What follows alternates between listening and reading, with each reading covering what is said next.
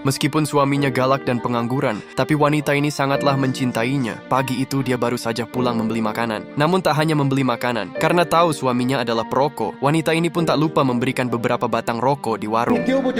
Tapi bukannya berterima kasih, suaminya malah marah karena melihat istrinya membelikan rokok batangan. "Dasar memalukan," ucapnya. Sambil bersedih, sang istri pun kembali memunguti rokoknya. Dia hanya menghela nafas dengan apa yang dilakukan suaminya. Dia sangatlah bersabar, tanpa menunjukkan rasa marah atau sedihnya di depan suami, ia pun mengambilkan makan untuk suaminya. Tapi ketika suaminya akan makan, dia kembali marah karena melihat makanannya hanya seperti itu. "Apakah makanan hanya seperti ini? Mana aku bisa makan?" ucapnya. Sambil tersenyum, sang istri pun kembali mengambilkan makanan yang awalnya akan dia makan sendiri, yaitu satu porsi kaki ayam pedas. Tapi suaminya pun kembali marah. Setelah tahu kalau itu hanyalah ceker ayam, dia pun membentaknya dan berkata, "Kamu benar-benar menghinaku, kamu kan tahu aku tidak suka kaki ayam." Akhirnya pria ini pun tidak jadi makan, tapi istri sangatlah bersabar. Dia tidak pernah marah ataupun menggerutu, dia hanya berkata pelan, padahal kaki ayam ini kan enak.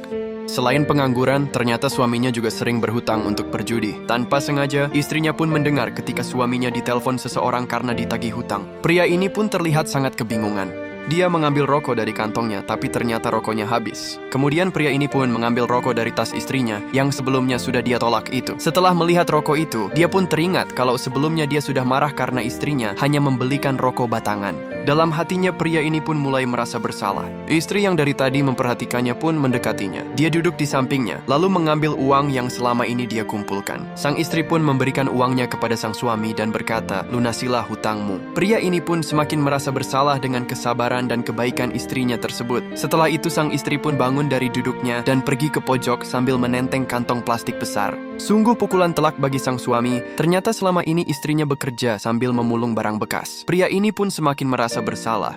Dan di akhir video, coba tulis di kolom komentar, apakah kalian akan seperti wanita ini jika mempunyai pasangan seperti pria tersebut?